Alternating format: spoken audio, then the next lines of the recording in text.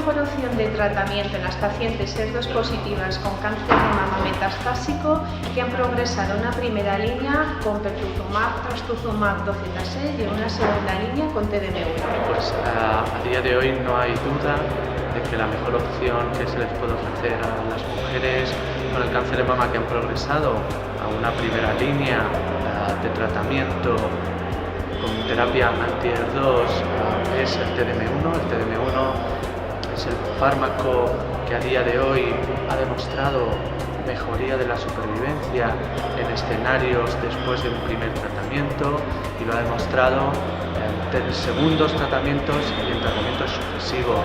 Esto nunca lo habíamos observado con ningún otro fármaco, con lo cual tanto las guías europeas, americanas como españolas recomiendan encarecidamente que este tratamiento debe ser el ideal para estas mujeres. Además, cuanto antes le pongamos a las mujeres el tratamiento que ha demostrado mayor beneficio desde el punto de vista clínico, es el mejor momento para que también las pacientes, no solo por un estudio sino por un hecho real, se beneficien de este tratamiento tan potente, tan eficaz y además con unos efectos secundarios mínimos de cara a la paciente politratada.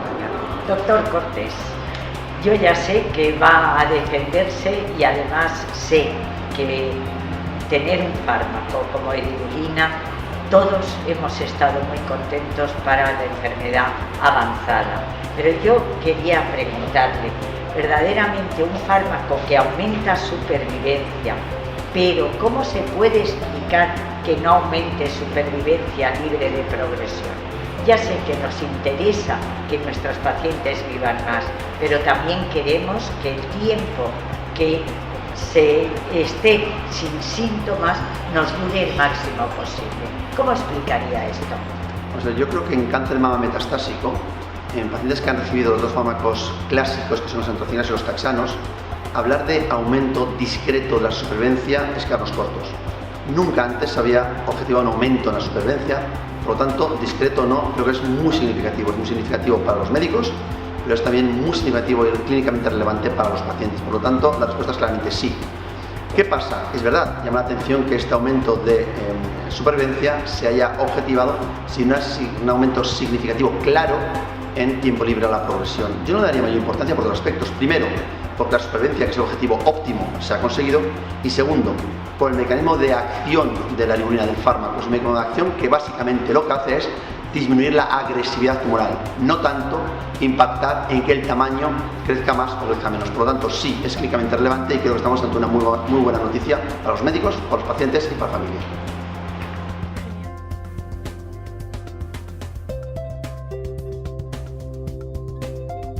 La pregunta es cuáles serán las próximas técnicas diagnósticas y terapéuticas que pueden hacer cambiar el pronóstico de los tumores ginecológicos avanzados. Bien, pues considero que el principal avance que hemos tenido en los últimos años y que estamos empezando a desarrollar es el conocimiento en la genética y la biología molecular de los cánceres ginecológicos, y basándonos en este conocimiento hemos empezado a desarrollar fármacos más dirigidos y terapias diana que son ya una realidad en el tratamiento del cáncer ginecológico avanzado, como son el caso de Olaparib para pacientes con mutación BRCA germinal y el caso de bevacizumab, dado que en estos tumores ginecológicos la angiogénesis forma parte clave para el desarrollo y progresión de los mismos. En un futuro podremos disponer de más terapias gracias a estos grandes logros que se han conseguido en el conocimiento genético y molecular. La siguiente pregunta es, pensando desde un punto de vista biológico y en las mutaciones del BRCA, ¿qué ensayo clínico propondría usted para estudiar dichas mutaciones? La verdad es que la pregunta es muy buena, pero extremadamente amplia, y es difícil de contestar teniendo en cuenta que los inhibidores de PARP se están desarrollando de una forma extensísima y es difícil pensar en un ensayo clínico que a día de hoy todavía no se haya diseñado. Sí que es cierto que hay una serie de cuestiones que queremos saber. Queremos saber si es mejor hacerlo en primera línea o en la recaída. Sí que es verdad que queremos saber si es mejor hacerlo en la primera recaída o más adelante de la recaída. Sí sí que queremos saber si es mejor seleccionar a las pacientes por la mutación o por una firma genómica asociada a un déficit de recombinación homólogo. También es importante conocer cuáles son los mecanismos de resistencia y conocer si una paciente tratada con un inhibidor de PARP en un momento determinado se puede volver a tratar con un inhibidor de PARP. También es muy importante saber qué actividad tienen los inhibidores de PARP en pacientes con mutación del BRCA en el tumor. Y también es muy importante conocer cuál es la combinación de inhibidores de PARP con terapia antiangiogénica. Todo esto, de una manera o de otra, ya se está explorando en algún ensayo clínico. Y es difícil hacer un ensayo que conteste a todas estas preguntas, con lo cual iremos teniendo información conforme vayamos recibiendo los datos de estos estudios.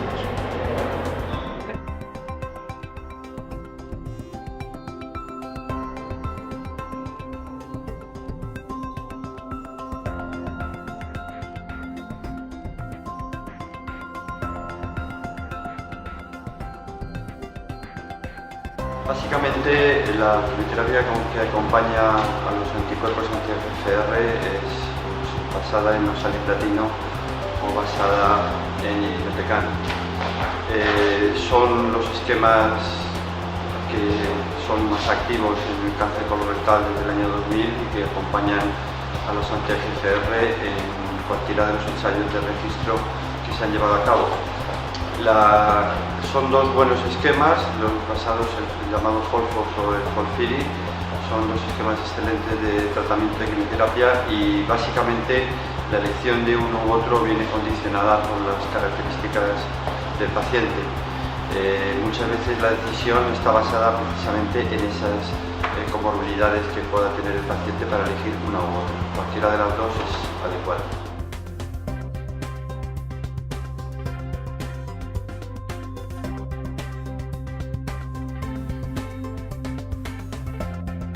Bueno, los ensayos clínicos son siempre, por definición, integran una población homogénea de pacientes que tienen sus características de la práctica clínica diaria en nuestro hacer del día a día. Hay multitud de ensayos de registro actualmente en cáncer de colon. Disponemos de un arsenal importante de fármacos combinados con quimioterapia y biológicos. Y bueno, los ensayos de registro, el problema que tienen es muchas veces el propio diseño y el alcanzar o no los objetivos principales que se han definido. Probablemente el análisis de subgrupos de estos estudios son los que luego de alguna forma limitan y a la vez permiten adecuarlos a la práctica.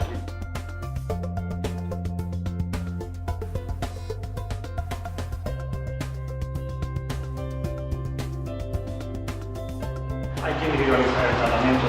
Hay ya una serie de estudios que avalan a fármacos que demuestran un impacto en el pronóstico de la enfermedad, como es el regorafenib, como es TAS-102, como son los anti-FR, pero es cierto que la magnitud de este beneficio es discreta, no están exentos de toxicidad y además se ha demostrado sobre todo en pacientes seleccionados con un estado general buena reserva orgánica, o sea que hay que seleccionar realmente la población.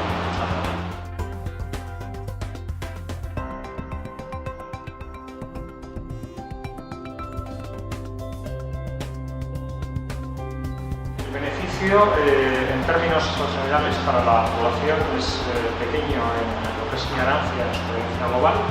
Por ejemplo, con regorafenib podemos estar hablando de 1.4 meses, pero más allá de esto hay pacientes que se benefician de una forma más significativa, hay otros intangibles como la esperanza, ir ampliando el periodo de tratamiento hasta el dar estudios de paliativas, y en el terreno de coste, hay costes de toxicidad, hay sufrimiento, otros intangibles, pero en términos económicos estamos hablando de fármacos que son caros. Podemos estimar unos ratios incrementales de coste-efectividad mayores de $550.000 per cual, como por ejemplo con regorafenib, siendo pues, un coste importante, estaría en un rango similar, por ejemplo, para algunos ICERs que aceptamos con Avastin en primera línea, puede estar en un rango muy parecido.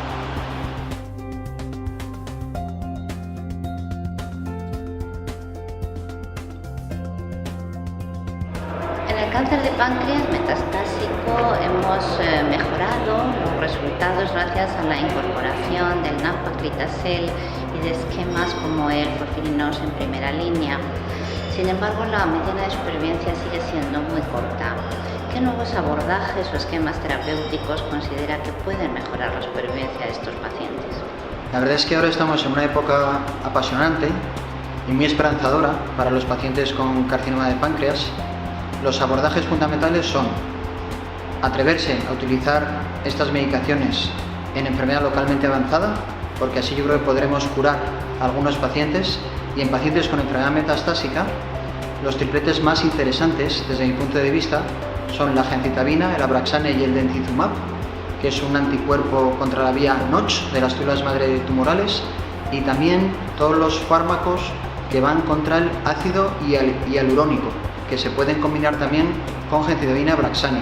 Otros caminos que tenemos que abrir como sea, y eso es fijándonos en la preclínica, es cómo conseguir que la inmunoterapia funcione en los pacientes con carcinoma de páncreas.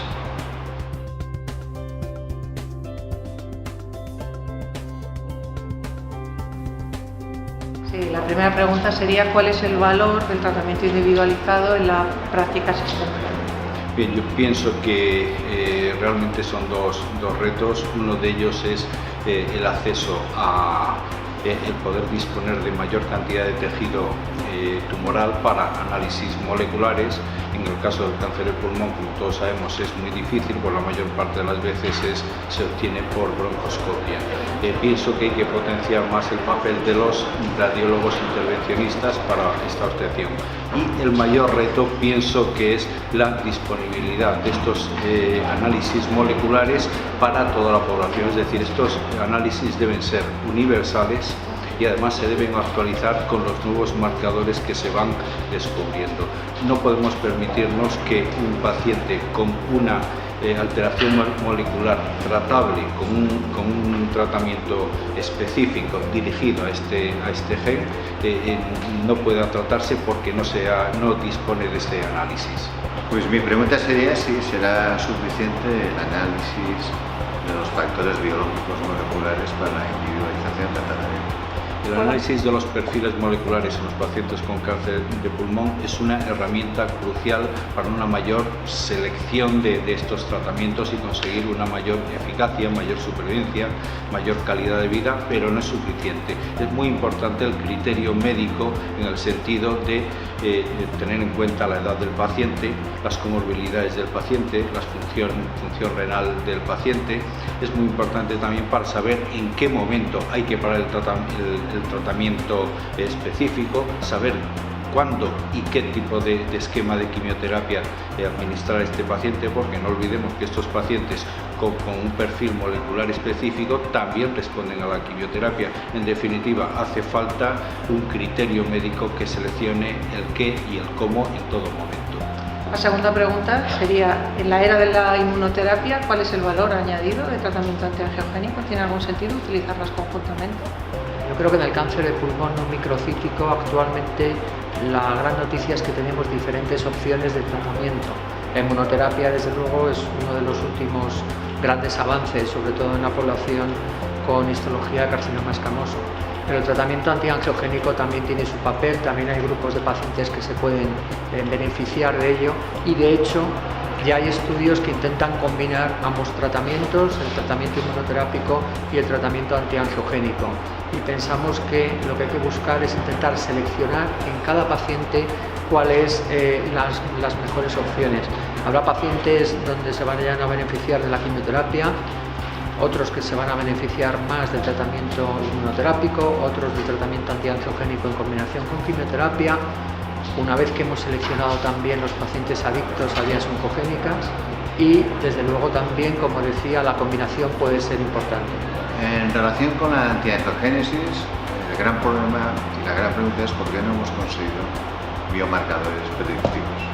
No hemos conseguido biomarcadores predictivos en el tratamiento de la angiogénesis tumoral porque yo creo inicialmente siempre nos centrábamos mucho en el tumor. Luego nos dimos cuenta que la angiogénesis tumoral era muy importante todo el estroma tumoral, todo el microambiente tumoral, igual que ahora con la inmunoterapia nos estamos dando cuenta que también todo este ambiente es importante. Y lo que ocurre es que realmente el proceso de angiogénesis tumoral es un proceso muy complejo, donde se ponen en marcha una serie de factores, como puede ser el VEGF, pero también hay otros factores como PDG, como el derivado de plaquetas, como el de fibroblastos, y esto crea una tormenta de factores en todo el área que hace que a día de hoy no sepamos muy bien cuáles son los que realmente están seleccionando qué tratamientos pueden ser más eficaces en cuanto a tratamiento antiangiogénico. En oncología es fundamental hacer siempre un balance con la toxicidad y con los beneficios. Y mi pregunta en este caso sería, ¿qué papel le damos a los pacientes en este proceso de decisiones? Bueno, actualmente en oncología intentamos tomar una decisión compartida con los pacientes. Los pacientes deben estar totalmente informados de los potenciales beneficios y de los posibles efectos secundarios de las alternativas terapéuticas para poder tomar una decisión en función de lo que nosotros les expliquemos y de acuerdo pues a sus preferencias.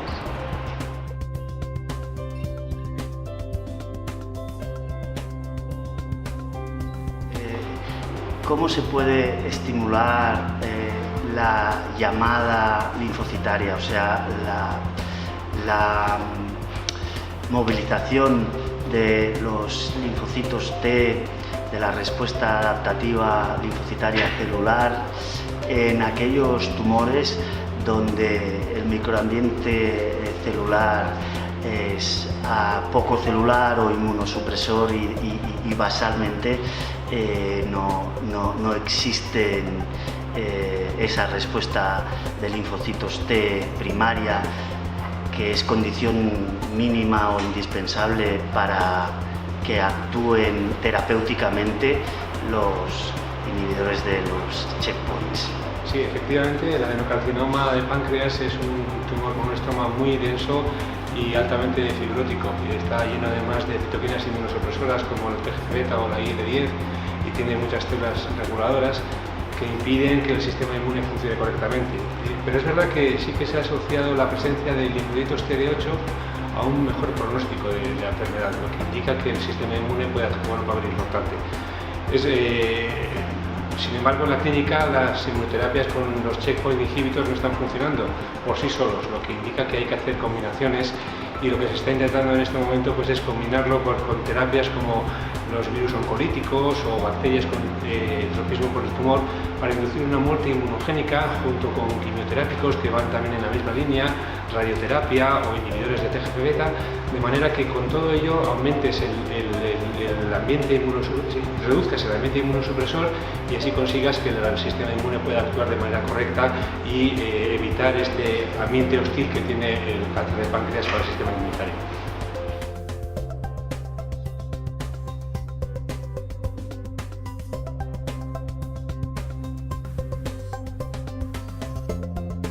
Sí, la expresión de PDL1 se ha mostrado como un elemento importante en la inmunosupresión del sistema inmune de los tumores.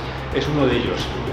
Es muy importante porque la expresión es muy elevada en muchos tipos de tumores, pero no es el único. De manera que efectivamente está abriendo una vía nueva en el tratamiento frente al cáncer, pero creemos que no va a ser el único. De hecho, hay tumores que no expresan PDL1, que no son inmunogénicos, y entonces son otros los mecanismos que están impidiendo que el sistema inmune actúe de manera correcta en estos tipos de tumores. Sin embargo, es verdad que PDL1 se ha mostrado como una herramienta que ha sido revolucionaria en el campo de la inmunoterapia, y la combinación de este fármaco con otros creo que va a abrir nuevas oportunidades en el tratamiento de terapias en las que ahora mismo no están funcionando correctamente por no expresar PDL1. Pero sí, efectivamente es uno de los más importantes.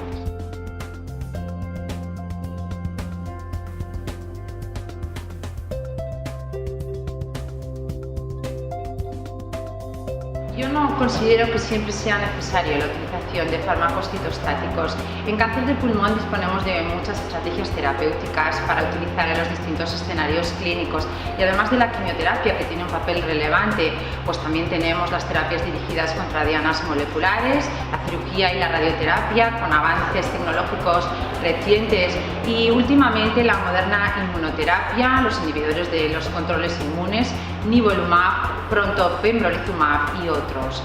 El tratamiento del cáncer de pulmón es uno de los que más ha cambiado en los últimos años en oncología y las perspectivas a futuro son esperanzadoras por la importante e intensa investigación científica en marcha. Seguramente la óptima combinación de tratamientos y la secuencia de administración de los mismos va a ser clave para mejorar el pronóstico de este tumor.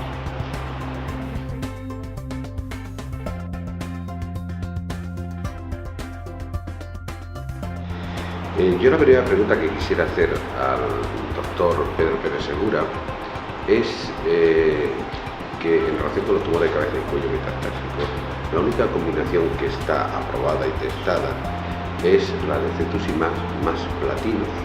Y sin embargo ha habido otros estudios, y sobre todo el grupo español, en la que hemos participado, que se ha utilizado el cetuximab con taxanos. Aunque no están aprobados por los estudios fase 2, ¿qué opinión le merecen estos estudios en relación con lo que vamos a decir que es el tratamiento estándar? Realmente, cuando hablamos de pacientes con cáncer de cabeza y cuello, habitualmente son pacientes con alta morbilidad y con un montón de problemas de salud que impiden en ocasiones poder utilizar pláticos.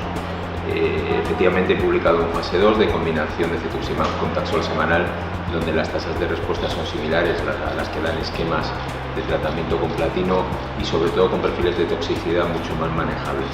Tenemos que probablemente en aquellos pacientes con enfermedad avanzada en las cuales la indicación de platino no pueda ser establecida, la opción de combinar cetuximab con un taxano es enormemente interesante. Además, los pacientes, algunos de ellos, pues apelan a supervivencias y el tratamiento de mantenimiento posterior con cetuximab puede conllevar un control de la enfermedad muy interesante.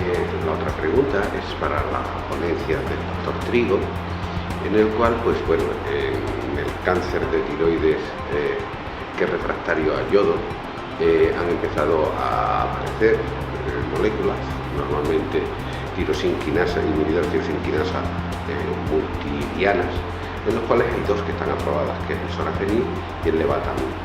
El uno y el otro, en principio, los mecanismos parecen similares, sin embargo, hay una diferencia enorme entre el segundo y el primero en relación a supervivencia libre de progresión. ¿A qué lo atribuye? ¿A alguna de las vías que cubre uno más que el otro? ¿A su potencia para inhibir las distintas dianas? ¿O a qué otro motivo él cree que se puede atribuir, o tú crees que se puede atribuir esta enorme diferencia de supervivencia libre de enfermedades en las zonas? Bueno, en primer lugar hay que tener en cuenta que son dos estudios distintos, pero evidentemente el imatinib tiene una mayor actividad. Eso se debe a que es un fármaco mucho más potente. Es mucho más potente porque inhibe mucho más receptores de tirosinquinasa que sorafenib. Además, la afinidad por estos receptores es mucho mayor que sorafenib. Con lenvatinib estos fármacos se unen con mucha más afinidad. La concentración inhibitoria 50 que se necesita es mucho menor. Y esto es uno de los motivos que lo hace pues mucho más potente. Además, el tipo de unión al receptor es distinto que otros inhibidores de tirosinquinasa, forma enlaces covalentes, y esto indica una unión al receptor más prolongada y más intensa y por tanto más duradera.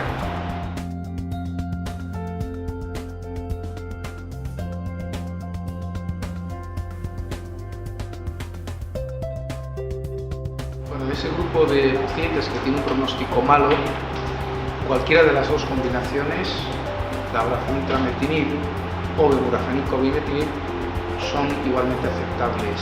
Este es un grupo de mal pronóstico porque tiene una enfermedad más agresiva y con una expectativa de vida más corta.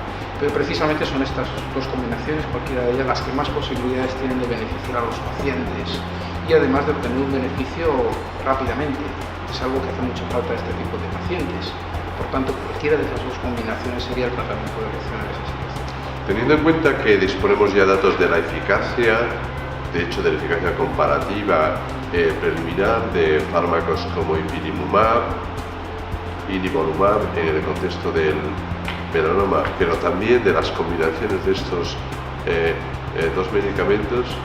¿Considera usted que los datos disponibles son robustos como para que el tratamiento de elección pudiera ser para los pacientes con expresión de PDL1 negativa la combinación de nivolumab e ipilimumab en el melanoma metastático? Sí, los datos que se han presentado de la combinación de ipilimumab con nivolumab en los pacientes que son PDL1 negativos son lo suficientemente robustos, ya que provienen de un estudio fase 3 en que se estratificaron los pacientes en función de la expresión de este ligando. El análisis que se ha hecho en los pacientes que se estratificaron ha demostrado que no hay ninguna duda de una mayor eficacia, tanto en términos de respuestas como en supervivencia libre de progresión para los pacientes que son PDL1 negativos. Y por ello esperamos que en breve podamos disponer de este tratamiento combinado para los pacientes con melanoma. Los inhibidores de los checkpoint inmunes presentan un perfil de efectos adversos único, diferente del de otros antineoplásicos y que requiere un conocimiento para su monitorización y corrección oportuna que precisa de expertise. ¿Considera que estos tratamientos debieran de dispensarse únicamente en centros especializados? Quizás debieran de administrarse de manera más diseminada, debieran de restringirse a centros oncológicos o considera que quizás otros especialistas, por ejemplo dermatólogos, inmunólogos, pudieran también utilizar estas terapias en sus clínicas? Bueno, como ya se ha comentado antes, tenemos experiencia ahora con la toxicidad en este tipo de fármacos y sabemos que la clave es diagnosticarlos de manera precoz y tratarlos de manera precoz, y de esta manera los pacientes en los distintos estudios que hemos llevado a cabo ahora apenas hemos tenido toxicidades grado 4 que hayan producido la muerte de los pacientes. Está claro que por el perfil de toxicidad de estos fármacos, que produce toxicidades inmunológicas en distintos órganos, es necesaria la colaboración con otros especialistas y tiene que ser una colaboración muy estrecha, de tal manera que en aquellos centros donde la experiencia sea menor se debería dar formación a los oncólogos que tienen menor manejo de estos fármacos y sobre todo también al resto de especialistas para que sepan a qué atenerse. Con lo cual ahora la suerte que tenemos es que las cosas han evolucionado y vamos con ventaja respecto a la inmunoterapia en melanoma, por ejemplo, al principio, que hubo muchas muertes tóxicas y esto ahora nosotros tenemos ventaja y bueno, sabemos a qué enfrentarnos. Doctor Castellano, tengo dos preguntas cortas para hacerle. Una sería, en el algoritmo de tratamiento, ¿dónde colocaría la inmunoterapia? Y segundo, ¿qué condiciones clínicas debería tener el enfermo para obtener resultados óptimos en el tratamiento con inmunoterapia? En principio, el nivolumab, que es el primer fármaco que ha llegado, tiene un posicionamiento claro en la segunda línea. Tiene datos de supervivencia global que le avalan para el uso prácticamente en todos los grupos de pacientes. Y la primera línea, simplemente hay estudios en combinación con ipilimumab, estamos capturando datos, no sabremos qué posición tendrá finalmente en ese escenario de primera línea. Ahora hay que ver los resultados, por ahora solo la segunda línea.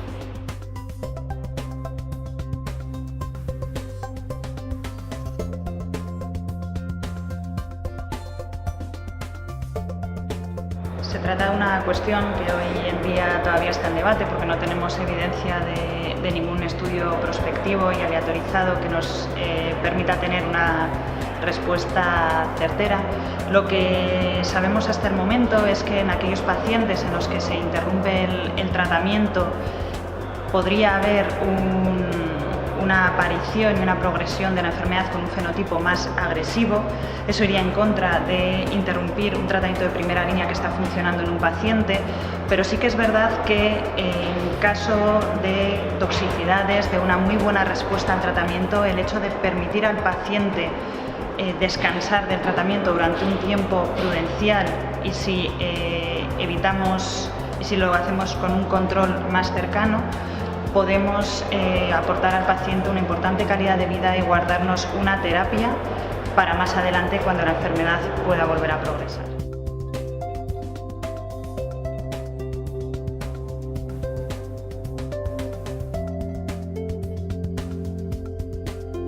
Es muy probable que así sea. En los últimos 2 años hemos asistido a estudios, ensayos clínicos que han evaluado de alguna manera el uso de estos nuevos fármacos inmunoterápicos. Algunos de estos estudios están hechos comparativamente con estos inhibidores de mTOR, logrando impactar en términos de supervivencia global. Eso hace que las agencias reguladoras estén aprobando el uso de estos inmunomoduladores como tratamiento estándar de la segunda y sucesivas líneas del cáncer renal. Sin embargo, no queda claro qué subgrupos realmente se están beneficiando más de esta estrategia terapéutica. Y en los inhibidores de mTOR sabemos que aunque una pequeña proporción de pacientes muy escasas se están beneficiando, y el problema fundamental es la identificación de ese subgrupo. Probablemente el análisis molecular futuro de esos tumores nos permite identificar qué pacientes para qué fármaco.